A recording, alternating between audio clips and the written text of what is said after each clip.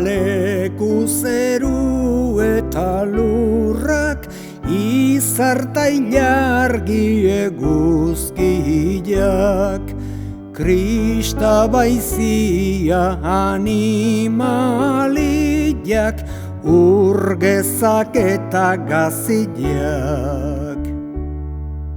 Aita eternuak seiegunian egin zituen guziak.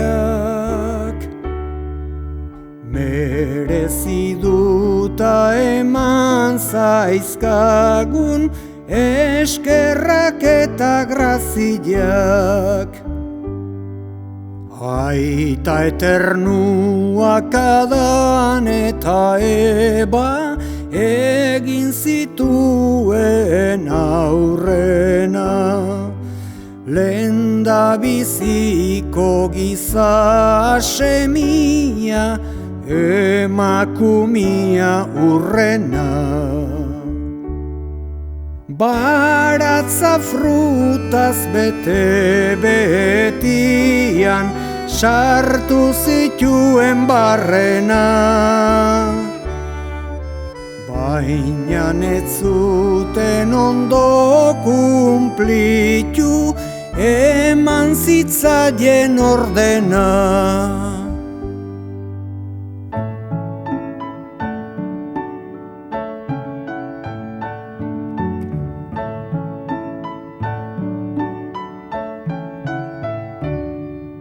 Demonioak zion Ebari, fruta hartatik jantzazu. Aita eternuak dakien hainbat, orduan jakingo dezu. Berak hori nahi ez du belako, zuri debekatu dizu. Horra esanik egia eta orain naizuna egizu. Ailegatu zan Adan ta Ebari, fruta hortatik jatia. Etzan posible mundu ontatik inor zerura joatia. Oiek kumplitu ez zutelako jaunaren borondatia.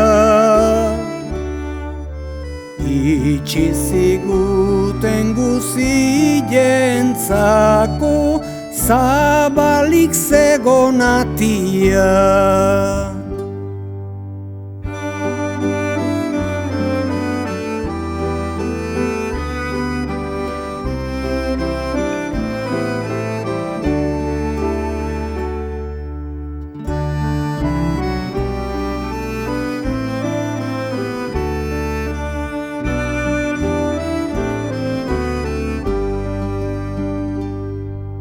Adan ta Ebaren Kain eta Abel, igualak izan ez dira. Inbirilaren gorroto gaiztoz, hil zuen batek bestia. Arrazoiaren biderik gabe, anaia zarrak gaztia. Alakuari kostako zaio, zeruba irabaztia. 4.000 urtian egondu ziren, zeruko atiak itxita. Zenbait anima triste bazegoen, limbo beltzera jetxita. betiko ala biharko zela, beren artian etxita. Zorionian egin zileten Salvadoriak bisita.